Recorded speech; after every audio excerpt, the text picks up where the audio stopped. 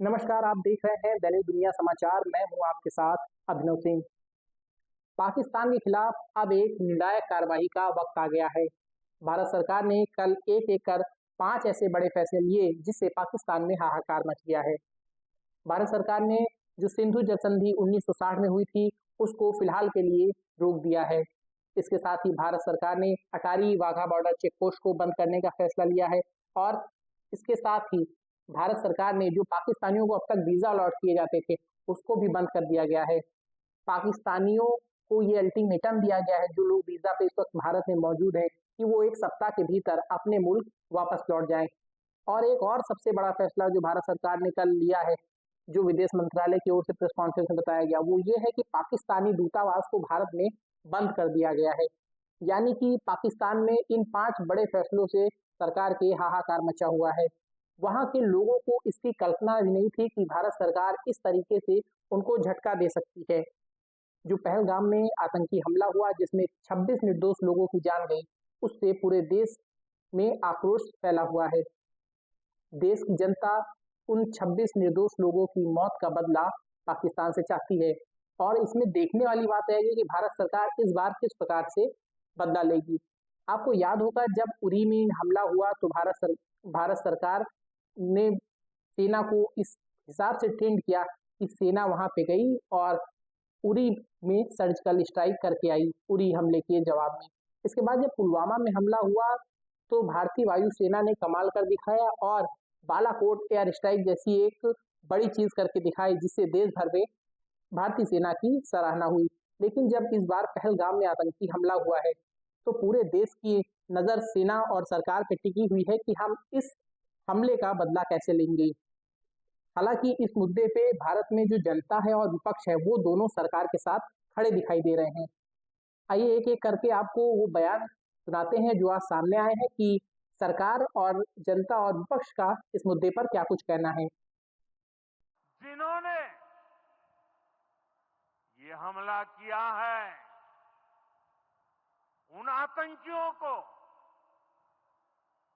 और इस हमले की साजिश रचने वालों को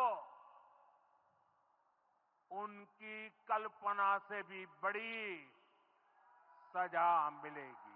अब आतंकियों की बची खुची जमीन को भी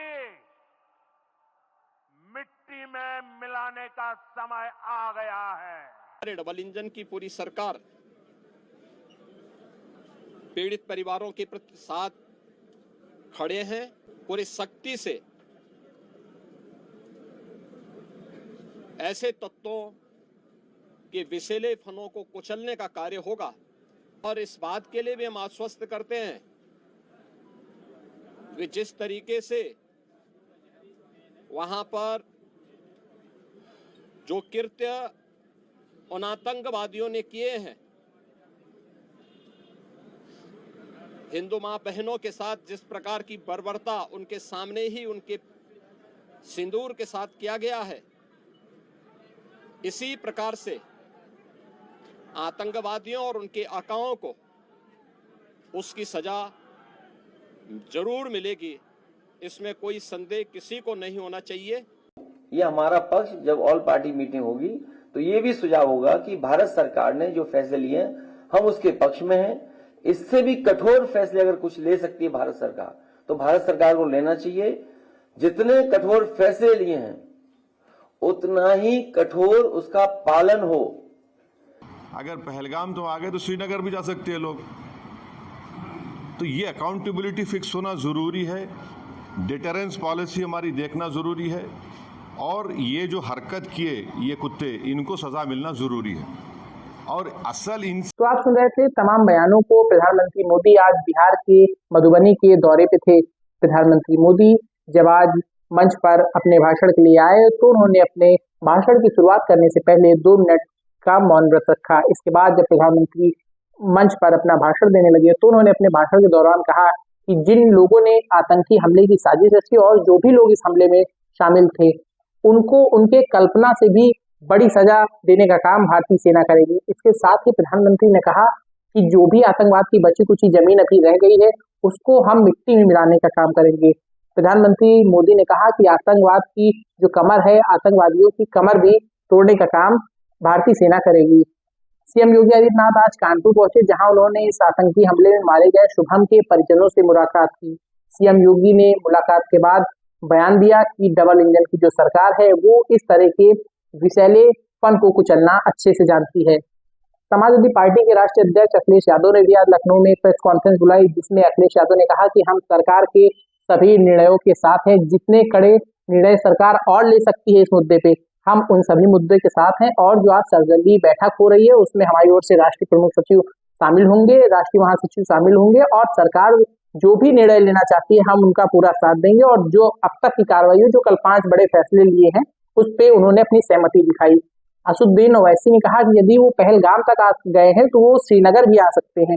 ऐसे लोगों को मारने का काम, ऐसे लोगों को पकड़ने का काम सरकार को करना चाहिए। और असदुद्दीन ओवैसी ने इन आतंकवादियों के लिए कुत्ते शब्द का इस्तेमाल किया। असदुद्दीन ओवैसी के भाषण को यदि आपको बताएं तो उन्होंने कहा हमले में शामिल सभी कुत्तों को सजा मिलनी चाहिए। ये असदुद्दीन ओवैसी के वर्ड्स हैं, जो कि लगातार सांसद चुनते हुए आए और एक बड़े नेता के रूप में मुस्लिम समाज की उनकी पहचान है। तो आपने सुना तमाम बयानों को कि किसका रुख क्या है, कौन सी पार्टियां क्या कह रही हैं। लगातार देखिए देश की जो जनता है और तमाम विपक्षी दल जो हैं वो सभी इस मुद्दे पे सरकार के साथ हैं। सभी का मानना यही है कि पाकिस्तान के खिलाफ जो कठोरतम कार्रवाई हो सकती है वो हो। लेकिन यदि आप गौर करें तो देखिए जब उरी में हमला हुआ तो भारतीय सेना की ओर से सर्जिकल स्ट्राइक की गई। जब उन्होंने पुलवामा में हमला किया तो बालाकोट एयर स्ट्राइक की गई, और अब उन्होंने पहलगाम में हमला किया है। तो लगातार यही चर्चा है कि पहलगाम में इस हमले का भारतीय सेना किस प्रकार से जवाब देगी। लेकिन चर्चा इस बात पे भी होनी चाहिए कब तक उरी, पुलवामा और पहलगाम चलता रहेगा। क्या अब देश को पाकिस्तान के विरुद्ध एक बड़ा फैसला लेने की जरूरत है? क्या हम उरी का जवाब सर्जिकल स्ट्राइक से, पुलवामा का जवाब बालाकोट एयर स्ट्राइक से देने में ही लगे रहेंगे, या फिर हमें पाकिस्तान पे एक निर्णायक कार्रवाई की ओर बढ़ना चाहिए कि जिससे दोबारा इस तरह की जो घटना होती है उस तरह की घटना पे लगाम लग सके? क्योंकि इस तरह की घटना जितनी भी बार होती है इसमें कई बार या तो हमारे अपने जवान और सैनिक शहीद होते हैं या तो कोई बेकसूर मारा जाता है। आए दिन कोई ना कोई जवान शहीद होता रहता है। छुटपुट मुठभेड़ जो है वो हुआ करती हैं, कभी एक जवान शहीद होता है, कभी कोई घायल होता है, कभी आम नागरिक शहीद होते हैं। तो इस जो समस्या है, इस समस्या से उभरने का और इस समस्या का परमानेंट समाधान खोजने की ओर भी हम लोगों को बढ़ना चाहिए। और हम आशा करते हैं कि भारतीय सेना और सरकार जो है वो पाकिस्तान के जो आतंकवादियों द्वारा ये पहलगाम में हमला किया गया है, इस हमले का बहुत ही बहादुरी के साथ जवाब देगी। और पाकिस्तान को ऐसा जवाब मिलना चाहिए जो कि उसको आने वाले काफी समय के लिए याद रहे और वो दोबारा से इस तरह की कोई घटिया आतंकी घटना ना कारित कर सके। आज के लिए इतना ही। धन्यवाद।